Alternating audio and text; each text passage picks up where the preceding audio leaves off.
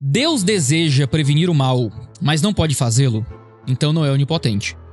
Deus é capaz de fazê-lo, mas não deseja, então é malévolo. Deus é tanto capaz quanto desejoso, então por que existe o mal? Há anos, o conhecido paradoxo de Epícoro tem abalado a fé de muitos cristãos e causado risos de vitória em proponentes do ateísmo. Conhecido também como problema do mal, a ideia de que um Deus bom não permitiria um mundo tão cheio de dores e problemas é muito presente nas conversas, nos livros, nas poesias, nas canções e nos programas de TV. Ao observarmos o número de maldade nesse mundo, estupro, assassinato, guerra, desastres naturais, desabrigo, gente morrendo por inanição, a pergunta por que coisas ruins acontecem com pessoas boas se torna constante. Foi como eu vi o Alexandre Ottoni, do Jovem Nerd, dizer uma vez num programa de entrevista que o maior argumento contra a existência de Deus se chama leucemia infantil. Isso, claro, não é uma ideia nova. Você volta para os epicureus, você volta para Sexto Empírico, o primeiro formulador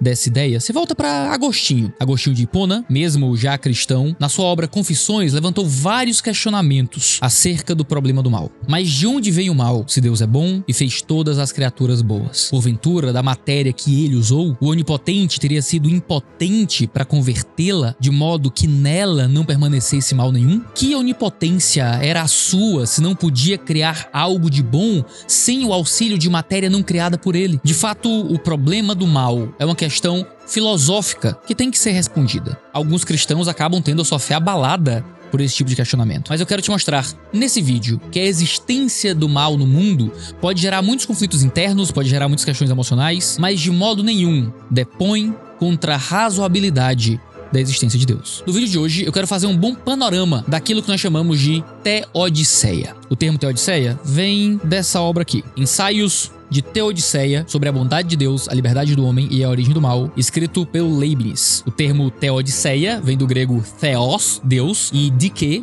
justiça. Significa literalmente justiça de Deus. Ele publicou esse livro em 1710. Em francês, Essai de Théodicée, né, sobre a bondade de Deus, né, Ensaios de Teodiceia. É um livro que busca demonstrar que a presença do mal no mundo não entra em conflito com a bondade de Deus. Enquanto o termo Teodiceia significa explicar os motivos por que Deus permitiria o mal no mundo, uma defesa consistente da existência de Deus diante do mal não requer necessariamente que a gente explique os motivos de Deus. Explica que a gente entenda no sentido lógico se a existência de Deus é maculada como uma ideia razoável e inteligente diante de um mundo que possui mal. Mas a gente vai entrar nisso ao longo do vídeo. No vídeo de hoje, a gente vai discutir, primeiro, introdutoriamente, sobre o ônus da prova do problema do mal. Então a gente vai fazer uma divisão conceitual importante sobre o problema do mal entre problema emocional e problema intelectual. E então a gente vai entrar no miolo dessa aula, que é esse programa de hoje, que é, primeiro, lidar com o problema intelectual do mal. E aí, lidando com o problema intelectual do mal, a gente vai fazer uma divisão entre problema interno e externo do mal, que é o problema intelectual de uma perspectiva interna, ou seja, cristã, e de uma perspectiva não cristã. Dentro do problema interno, a gente vai lidar com a versão lógica e com a versão probabilística. No problema externo, a gente não vai fazer nenhuma subdivisão, e então a gente vai lidar com o problema emocional do mal. Ou seja, o vídeo de hoje também vai te ajudar a ter melhores categorias para entender que tipo de problema do mal a gente está lidando quando a gente discute com ateus, ou com descrentes, ou com agnósticos, tenta fazer com que o mal seja um argumento contra a existência de Deus. Se esse vídeo, no seu miolo, parecer um tanto frio, a gente vai lidar com o problema emocional do mal na parte final do vídeo, onde a gente vai lidar também intelectualmente com esse problema, mas também trazendo alguma palavra da escritura para ajudar você que talvez não esteja precisando agora de aula filosófica de lógica formal. Precisa de algo que aqueça o seu coração. Então, se prepara que este é o Dois Dedos de Teologia, o programa que a gente descortina algum tema teológico aqui no nosso canal. Eu sou o pastor Iago Martins e a gente tem vídeo aqui diariamente. Se você deseja saber mais sobre como defender a sua fé e sobre temas teológicos variados, não deixe de se inscrever nesse canal e assinar as notificações para você ficar sabendo sempre que houver vídeo novo. Se você quiser nos ajudar a levar esse canal mais longe, você pode considerar virar um membro desse canal e nos ajudar a fazer a boa teologia mais relevante aqui na plataforma do YouTube. Dito isso, bora pro vídeo.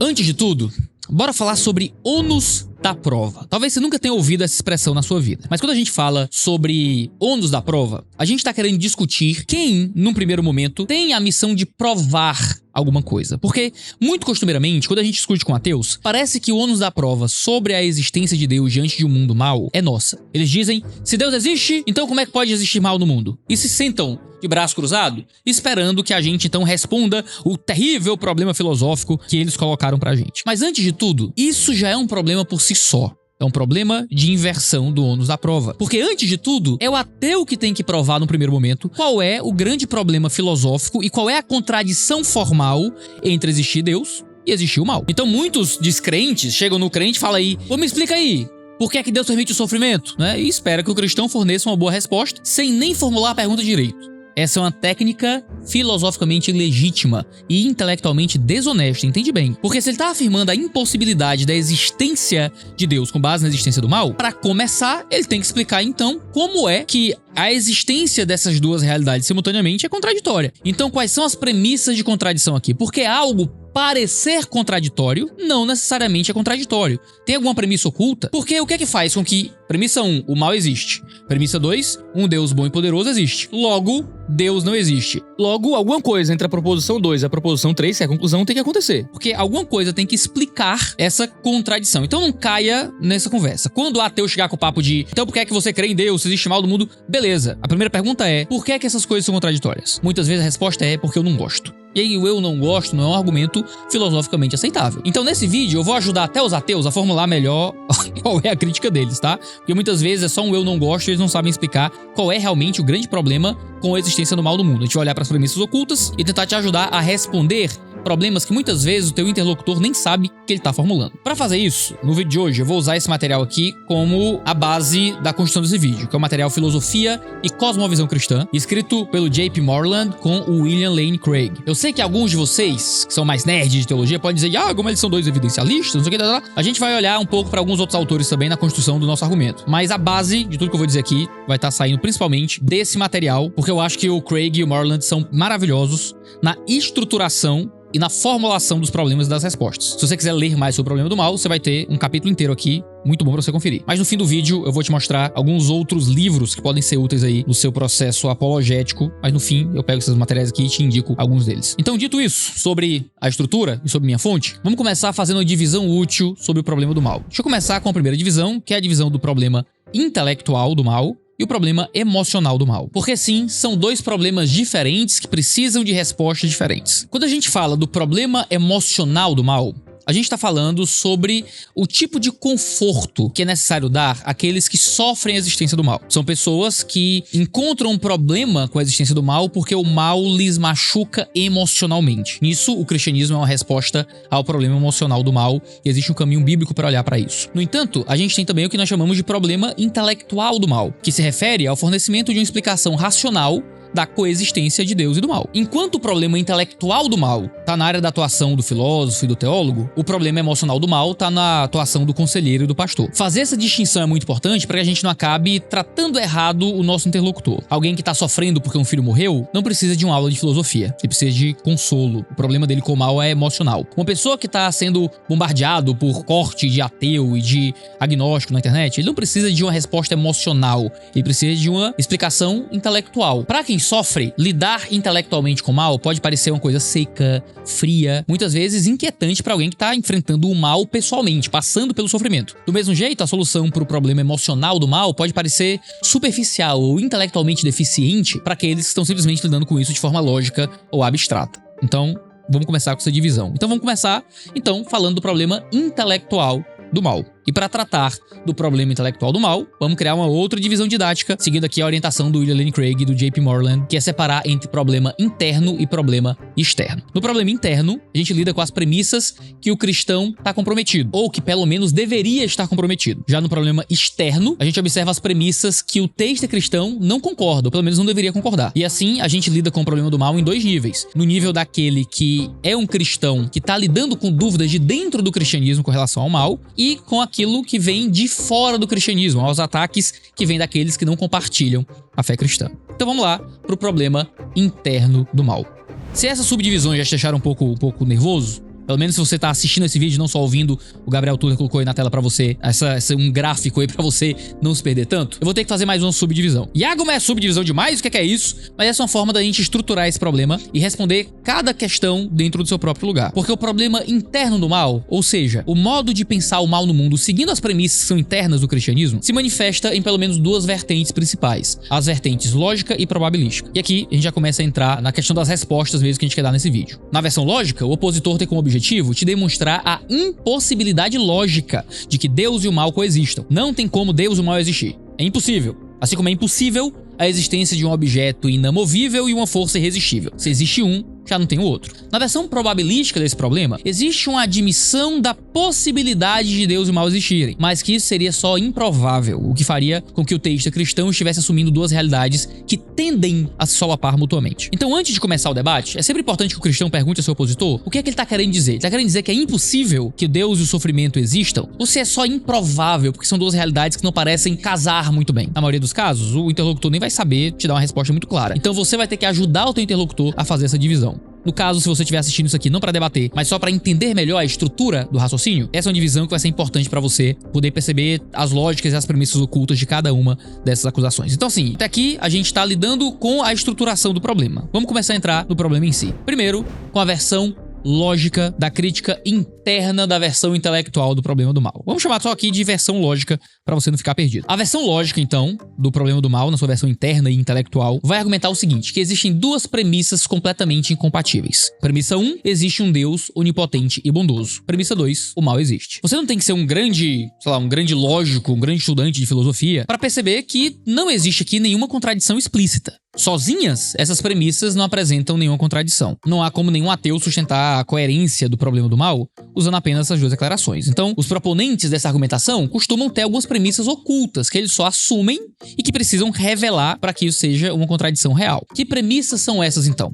Premissa 3, se Deus é onipotente, então ele pode criar qualquer mundo que ele deseje. Premissa 4, se Deus é bondoso, então ele prefere um mundo sem o mal a um mundo com o mal. Então aqui você tem uma estrutura de 4 premissas que tornam a existência do mal um problema. Aqui a conclusão dessas 4 premissas seria, logo, se o mal existe, Deus não existe. O problema central desse argumento é que pressupõe uma premissa que o ateu muitas vezes não está disposto a fornecer, que Deus não possui qualquer bom motivo para a existência presente do mal. Ou seja, quando você quer dizer que Deus pode tirar o mal do mundo e desejaria tirar o mal do mundo, e que Deus, por ser bom e onipotente, não poderia criar um mundo com o mal, essa tese ignora completamente o fato de que a simples possibilidade de Deus ter um bom motivo para o mal já quebra a estrutura lógica disso. Ora, o mal existe, Deus é bom e onipotente, logo, Deus só pode ter um bom motivo, que não necessariamente tem que ser discutido aqui para que o mal exista. Veja, a gente usa o termo teodiceia, né? Teodiceia tem a ideia de justificar a Deus, né? O termo que vem do Leibniz. Mas nós nem precisamos de uma teodiceia. A ideia de teodiceia, eu gosto muito que o Jonas Madureira fala sobre isso, que é a ideia de tentar criar um bom motivo de por que Deus manteve o mal no mundo,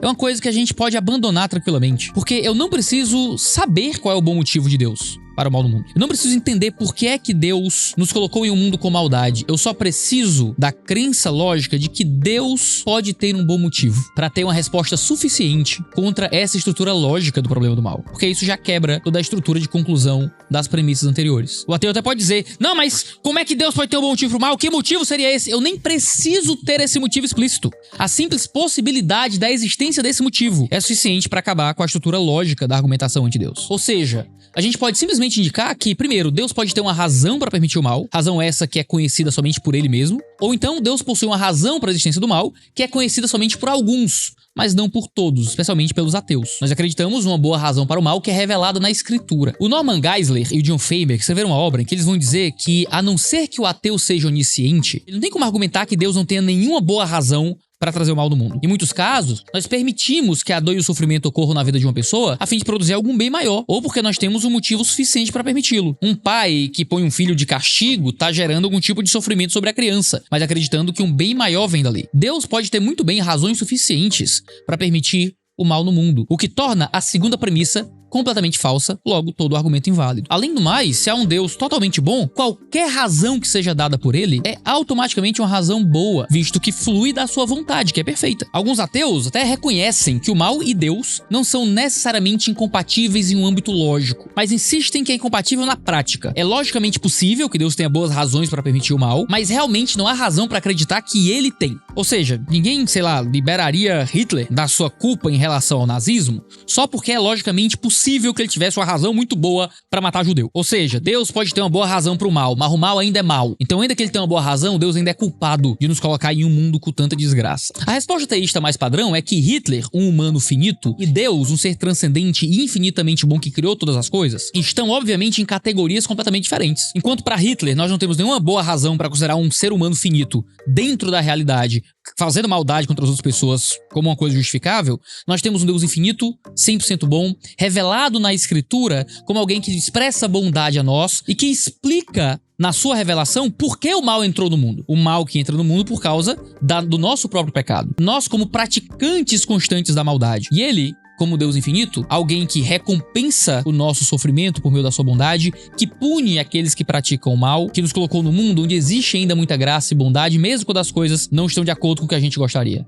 Quando a gente olha para a revelação da Escritura, nós cremos pela fé e pela bondade de Deus que existe um bom motivo no Senhor para que por meio da bondade da sua própria natureza nós possamos enfrentar o mal crendo na bondade dele. O que o ateu pode dizer é que ele não gosta desse Deus. Ele não gosta de um Deus que permita tanto mal no mundo. E tudo bem, esse é um direito que ele tem. Mas ele não pode dizer que é um argumento lógico dizer que Deus não existe porque o mal existe também. A partir do momento em que esse argumento se quebra pelo simples fato de Deus poder ter um bom motivo que justifique o mal. Como nós, como cristãos, lendo a Escritura, cremos que temos. Mas veja, a gente está lidando ainda com um problema interno. Um problema que levanta as premissas que nós como cristãos concordamos. Agora, existe uma outra possibilidade de organização lógica dos argumentos contra a existência de Deus pelo mal, que se dá por outra via, que agora é na via da destruição do mal. Seriam 3 premissas e uma conclusão. Apenas com isso, a alegação do ateu já está derrotada. Os cristãos não estão obrigados a mostrar que as coisas de fato são assim, mas apenas que é possível que seja assim. Desse jeito, a versão lógica do problema interno do mal assume também uma outra forma, apelando não mais para a existência primária do mal, mas para a sua não destruição. Como é que é isso? Primeira premissa, se Deus é totalmente bom, destruirá o mal. Segunda premissa, se Deus é onipotente, pode destruir o mal. Terceira premissa, mas o mal não está destruído. Logo, não há um Deus onipotente e benevolente. 3 premissas e uma conclusão.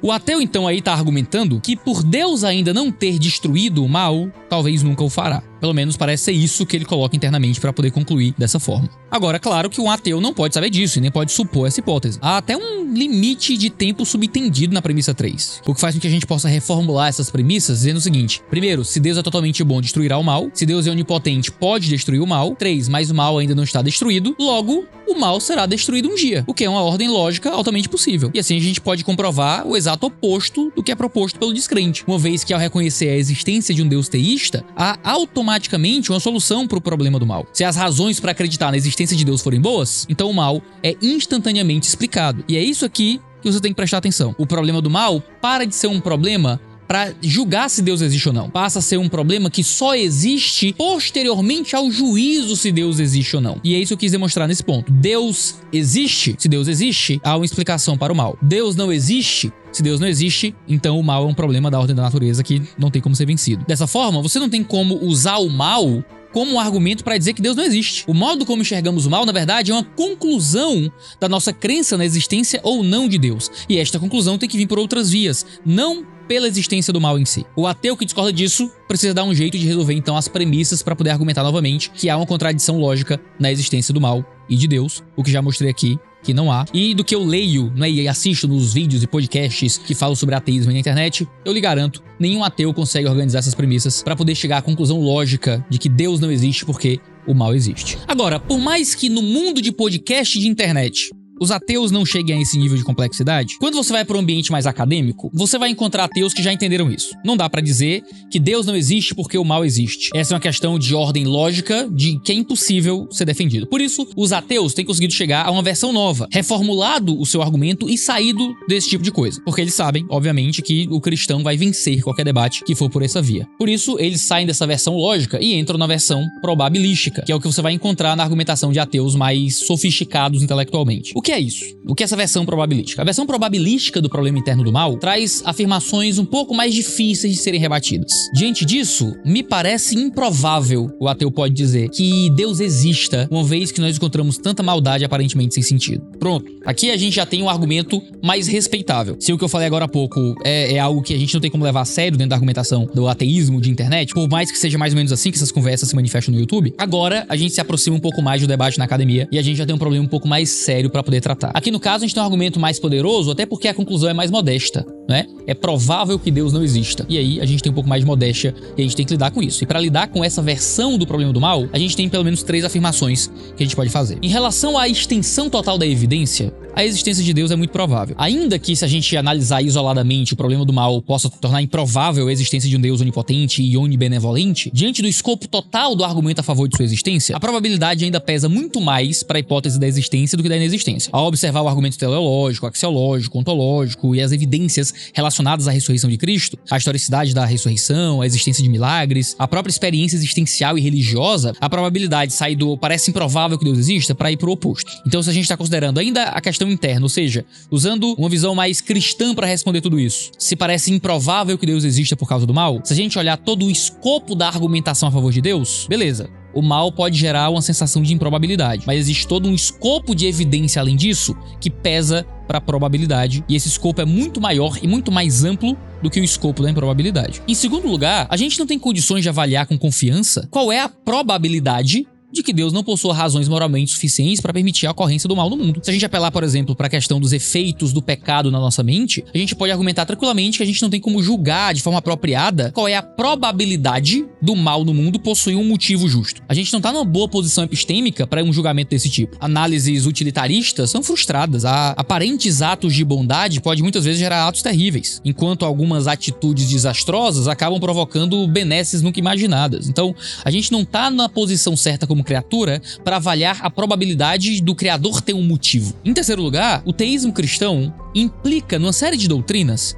que argumentam a probabilidade da coexistência de Deus e do mal. Você que é ateu que está me assistindo, lembre que eu estou lidando ainda com a questão interna, a crítica do mal, que usa premissas que os cristãos concordam. Se você disser, mas eu não creio na Bíblia, bom, a gente vai entrar nisso na segunda parte desse vídeo. Por enquanto, está lidando com a ordem lógica, da lógica interna do cristianismo da existência de Deus e mal. E se você olhar para a lógica interna do cristianismo, as doutrinas cristãs que são fundamentais nos dá argumentos que pregam a coexistência da pessoa de Deus e toda a maldade que nós observamos à nossa volta. Se eu puder dar um exemplo, tem 3 delas que são mais relevantes. Tem o entendimento bíblico e histórico da fé cristã de que o propósito da vida não é a felicidade, mas o conhecimento de Deus. O catecismo de Westminster, por exemplo, se inicia com a pergunta de qual é o fim supremo e principal do homem, e a resposta é que o fim supremo e principal do homem é glorificar a Deus e gozá-lo para sempre, o que é coerente com a série de textos bíblicos que a gente encontra na nossa revelação. A gente entende então que o sofrimento, de acordo com a fé cristã, não é central na nossa observação do mundo, uma vez que Deus é que é supremamente importante e não nós. Em segundo lugar, a gente tem que considerar o estado de rebelião da humanidade contra a pessoa de Deus. Segundo a doutrina calvinista da depravação total, todos os homens são totalmente pecadores, corrompidos em cada parte do seu ser, dos seus pensamentos, nas suas emoções, nas suas vontades. E por isso,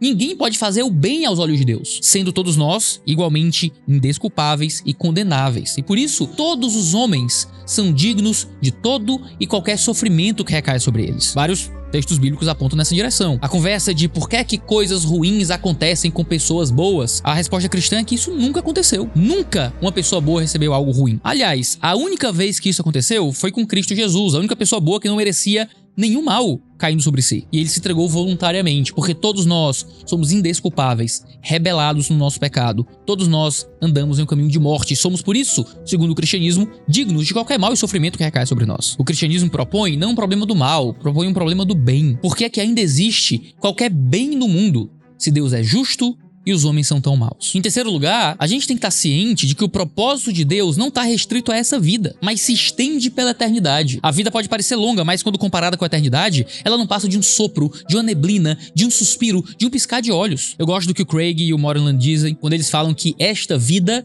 nada mais é que a apertada e estreita antessala para o grande salão da eternidade de Deus. Sendo então a existência tão curta e passageira como é desse lado da vida, e existindo uma nova vida eterna de gozo e felicidade, as dores presentes se tornam menos alarmantes e são diminuídas diante das bênçãos que estão dispostas eternamente para aqueles que aguardam a vinda do Cordeiro. Esse, por exemplo, é o argumento de Paulo com relação a todos os sofrimentos que sobrevieram sobre ele. Ele escreve: por isso não desanimamos, embora exteriormente estejamos a nos desgastar, interiormente estamos sendo renovados dia após dia, pois os nossos sofrimentos leves e momentâneos estão produzindo para nós uma glória eterna que pesa mais do que todos eles. Assim, fixamos os olhos não naquilo que se vê, mas no que não se vê, pois o que se vê é transitório, mas o que não se vê é eterno. É diante disso tudo que a gente pode concluir que a questão probabilística do mal pode ser satisfatoriamente respondida sem muita dificuldade. Ainda que a existência de Deus possa parecer improvável se observada de forma isolada diante do mal no mundo, quando outros fatores são adicionados, a gente pode perceber que esse argumento não pesa pro lado oposto do cristianismo. O próprio Craig vai dizer que probabilidades mudam com a adição de variáveis. Se eu digo que João é universitário e que 90% dos universitários bebem cerveja, então existe 90% de chance de João beber cerveja. Mas se eu adiciono a variável de que João estuda lá na Escola Convergência, dos meus amigos Ângelo e Carol Basso, e que nessa universidade específica só 10% dos alunos bebem cerveja, eu nem sei se bebe, só tô dando um exemplo aqui, é só um exemplo, tá? Se você quiser conhecer lá o pessoal da Convergência, é um pessoal gente boa, tem um curso totalmente online aí, Doutrina e Devoção, vai ter um link na descrição aí pra você aproveitar, se você quiser estudar com eles. Se você souber que o pessoal lá da Convergência, só 10% dos alunos lá online bebem, então a probabilidade muda consideravelmente. O problema do mal, como informação isolada, pode trazer alguma insegurança em algum momento para a existência de Deus. Mas se visto dentro do contexto de todas as variáveis, a gente pode crer que a versão probabilística do problema do mal é evidentemente falaciosa, porque não considera o escopo geral de probabilidade desse argumento e porque não considera que existe uma lógica interna no cristianismo que explica toda a questão do sofrimento. Então, em um sentido interno, considerando as premissas que os cristãos concordam, e que muitos que abandonam o cristianismo muitas vezes ainda concordam com todas essas premissas e ficam mal com relação ao mal no mundo, bom, a lógica interna do cristianismo explica de forma perfeita por que é que o mal existe, como o mal existe e como a nossa fé continua inabalável diante do mal. Agora, uma vez que lidamos com um problema interno, você é um cristão que sofre de alguma forma com a ideia intelectual do mal, a gente tem que lidar, obviamente, com um problema externo no mal. E aqui a gente vai acabar lidando com a formulação daqueles que não compartilham das premissas fundamentais da fé cristã. Se o problema do mal fracassa como um problema interno para o cristianismo, para muita gente ele apresenta um problema externo insuperável. Mas será que é isso mesmo? Muitos filósofos se voltaram a essa questão nos últimos anos, porque essa é uma versão do problema que afirma que os males aparentemente desnecessários e inúteis do mundo constituem uma evidência contra a existência divina. E o argumento aqui se manifesta tendo as seguintes premissas incompatíveis entre si. Primeira premissa, existe um Deus onipotente e bondoso. Segunda premissa, existe o mal desnecessário. O William Lane Craig vai explicar que o motivo desse argumento ser um problema externo é porque os cristãos discordam da segunda premissa, uma vez que nós cremos que Deus possui um propósito para o mal. O opositor do cristianismo, por outro lado, ele já está construindo seu argumento da seguinte forma: o mal que existe no mundo é desnecessário. E ponto. Então, a gente teria uma terceira premissa: se Deus existe, o mal desnecessário não existe. Quarta premissa: o mal desnecessário existe. E aí,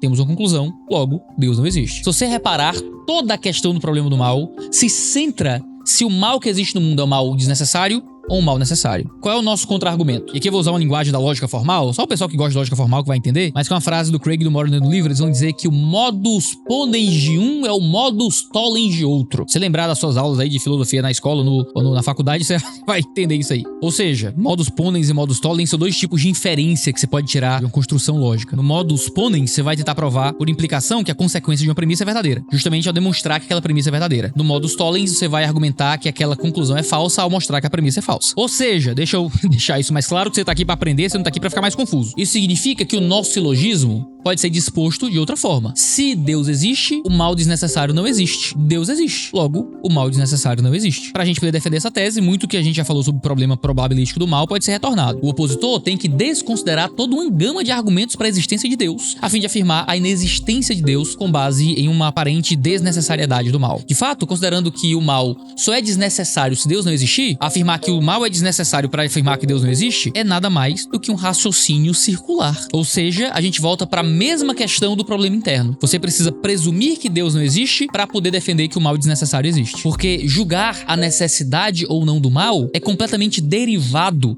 da existência de Deus ou não. Você não pode, então, avaliar a necessidade do mal para dizer se Deus existe ou não. Você vai avaliar a necessidade do mal a partir da existência ou não de Deus. E eu digo mais, tá? A gente pode chamar a atenção para o chamado argumento axiológico, para usar o argumento do ateu contra ele mesmo. Ou seja, a gente pode dizer o seguinte: se Deus não existisse, então os valores morais objetivos não existiriam. O mal existe, portanto, valores morais objetivos existem. Logo, Deus existe. E aqui a gente começa a sair um pouco dessa argumentação sobre as evidências, sobre a lógica, dentro de um ponto comum de lógica, e a gente começa a entrar numa argumentação um pouco mais pressuposicionalista, um pouco mais sobre os pressupostos por trás de todo esse debate. O argumento é até mais simples do que parece. Se Deus não existe, então toda a moralidade existe subjetivamente. O que é bom e o que é mal existem não como algo externo a nós, mas como algo que existe como uma convenção social, como uma forma de manter a sociedade funcionando melhor, como fruto de um processo evolutivo. O que é bom e o que é mal não existe de forma objetiva, existe de forma subjetiva, mesmo quando é comum a toda a humanidade. Porque não existe como um dado externo a nós, mas como um dado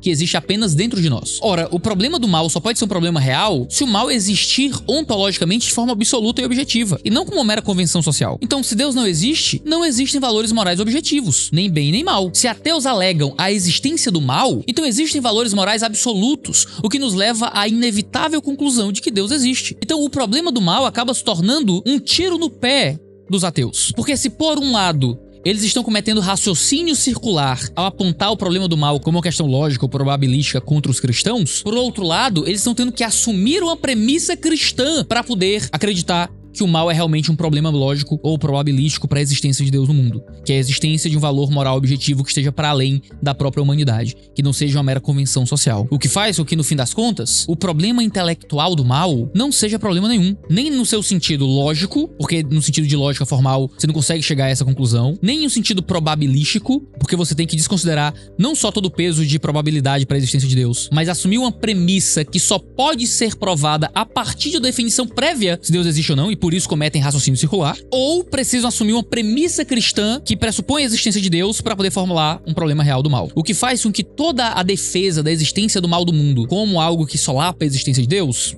caia por terra como um castelo de cartas que só fica bonito em podcast, mas que no sentido lógico não engana ninguém. Agora, se você é uma pessoa que tá sofrendo, você é uma pessoa cujo mal afeta você internamente, porque você perdeu um filho, porque você tem enfrentado doença, dor, morte, todos esses argumentos lógicos provavelmente não vão acalentar o seu coração. Seu coração acaba acalentado quando você tem essas compreensões já estabelecidas em você antes do sofrimento, mas durante o sofrimento nós podemos ser constrangidos pelo problema emocional do mal. Mesmo após uma defesa logicamente perfeita ante o problema do mal, a gente tem que entender que a questão foi só filosoficamente concluída. Essas maquinações mentais podem ter pouco efeito para ajudar a vida de alguém que está enfrentando um mal que não foi merecido. Como é que a gente lida com isso? Existe uma série de doutrinas bíblicas que existem para nos consolar. Existe a maravilhosa doutrina da soberania de Deus, em que nós sabemos que o nosso sofrimento vem da parte de um Deus bom, que está cuidando de nós de formas muitas vezes misteriosas. Vem da fé. De fato, a fé em Hebreus capítulo 11 é a certeza de que Deus continua bom conosco mesmo quando as coisas vão mal. Dentro do momento da dor,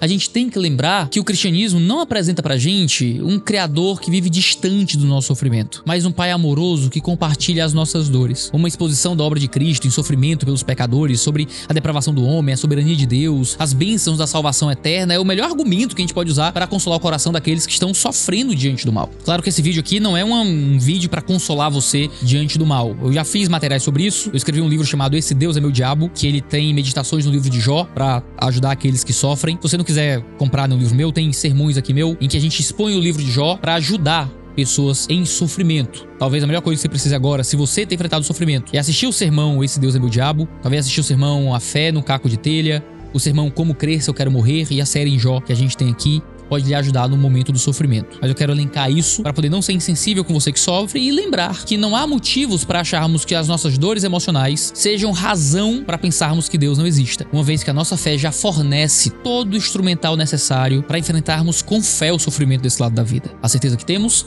é que Deus virá para destruir o mal e para consolar cada um de nós, para Ele próprio limpar do nosso rosto toda a lágrima que derramarmos desse lado da eternidade. Há consolo nele e a Escritura já estabelece de forma clara que a vida cristã será uma vida envolta em muito sofrimento. Mas deixa eu concluir. O que é que a gente pode concluir disso tudo? O Norman Geisler e o John Feinberg vão dizer que o único caminho que fica aberto ao ateu é demonstrar que Deus não existe por razões outras que a existência do mal no mundo. Você não quer crer em Deus? Beleza. Arrume um argumento. A existência do mal não é argumento para isso, como a gente pode demonstrar aqui ao longo dessa aula. É evidente que os argumentos ateístas nessa área são fracos, na melhor das hipóteses, irrelevantes em muitos casos, contraditórios, razões circulares e muitas vezes assumindo premissas cristãs para poder subsistir. A gente pode entender que a gente não tem um problema do mal de verdade. Se a gente olhar para a Escritura, a gente sabe que é um problema do bem. Como é que pode existir ainda tanta bondade sobre nós, sendo Deus justo e o homem tão pecador? A certeza que temos é que foi por meio de Cristo na cruz que recebeu sobre si maldade sem fim, para que fôssemos libertos das trevas. Então a Ele, a glória para sempre. Amém. Você gostou desse tipo de vídeo? Você gosta desse tipo de vídeo um pouco mais profundo? Eu tô fazendo esse vídeo aqui pra poder cumprir a promessa que eu fiz num teólogo do Twitter sobre o problema do mal. Então, tá aqui preparado. Se você quiser se aprofundar nesse assunto, eu trouxe aqui alguns materiais pra te ajudar. O livro do Leibniz, que eu já mostrei, ele é um material mais filosófico, mais antigo. Se você for um pesquisador, tiver interesse, vá nele. Mas ele não é um material pro grande público, mas é um material bem legal. Esse vídeo foi profundamente baseado no trabalho do Craig no Filosofia e Cosmovisão Cristã. O Craig tem outros livros muito bons. Se você quiser saber um pouco mais sobre apologética, ele vai ter o Razão da Nossa Fé, em que tem várias perguntas sobre Deus são levantadas aqui, que ele vai respondendo, e tem um capítulo também sobre o problema do mal. O livro Em Guarda dele, eu emprestei e não achei lá em casa, não sei com quem tá emprestado, se eu te emprestei, por favor, me devolva. É um material que você pode usar também para aprender um pouco mais sobre a fé. O Poco Pan tem um livro chamado Deus é um Monstro Moral, entendendo Deus no contexto do Antigo Testamento. É um material interessantíssimo também para falar sobre outras questões envolvendo o mal, principalmente no Antigo Testamento, Deus mandou matar, esse tipo de coisa. É um material bem útil. O C.S. Lewis tem uma resposta sobre o mal bem interessante, bem evidencialista, mais literária, mais bonita. Eu acho que vale a pena a leitura para quem tá precisando de alguma coisa menos lógica, um pouco mais emocional também. Eu acho o argumento moral do C.S. Lewis é melhor que o do Craig, inclusive, é muito bom. O Enigma do Mal, Podemos Crer na Bondade de Deus, faz um trabalho de revisão bibliográfica bem interessante para você quiser se aprofundar um pouco mais. Você que tem a cabeça um pouco mais filosófica, Deus, a Liberdade e o Mal, do Alvin Plantinga, é um livro difícil, cheio de lógica formal. É uma parada para quem for um pouco mais nerd. Vale a pena. Pra quem quer um material um pouco mais filosófico e um pouco menos protestante, digamos assim, O Problema do Mal, Mito, Razão e Fé, o Itinerário de Investigação do Etienne Born, é um material bem útil sobre a dor na vida. Quem gosta de um negócio um pouco mais pressuposicionalista, vai ter o Gordon Clark, Deus e o Mal, o Problema Resolvido. Eu acho que assim, eu não sou tão fã desse livro não, mas é um livro útil, dá pra ir nele. E tem dois livros também que eu gosto muito, porque eles ajudam a discutir mal dentro de um contexto um pouco maior, que é o A Fé na Era do Ceticismo, do Timothy Keller, e o Can We Still Believe in God, do Craig Blomberg. E esse livro tem um capítulo sobre o mal também, que é, fora de série. Iago, quero ler um livro só! Leia o capítulo do Craig. Bem filosófico, bem interessante. Eu resumi ele bem aqui nessa aula, mas você pode ir, se quiser comprar um livro só, ou no C.S. Lewis, ou no Wehran, que são livros muito bons pra você seguir. Se você quiser materiais mais abrangentes que lidem com outros problemas teóricos, aí você vai ter o Deus é um Monstro Moral, Can We Still Believe in God e o Fé na Era do Ceticismo, que vai te ajudar bastante também. Investigações mais lógico-formais e tal, você vai ter isso aqui, uma coisa um pouco mais histórica. Fique à vontade aí pra você escolher. Eu vou pedir pro Tuller colocar na descrição todos esses livros pra você que quiser encontrá-los com mais facilidade, tá bom? Esse é o 2D do G Teologia. A gente tem vários formatos diferentes de vídeo aqui nesse canal e esse é o 2D Teologia, o programa que dá título a esse canal no YouTube, justamente porque, apesar de ter sido uma aula, né, com um pouco mais de referências e tal, a gente sabe que isso é só 2 dedinhos, é só um início, só uma introdução a essas questões. Se você gosta desse tipo de vídeo, você sabe o que fazer. Deixe seu comentário, clique em gostei, se inscreve no canal e assina as notificações para ficar sabendo sempre que houver vídeo novo. Um cheiro no seu cangote e até a próxima.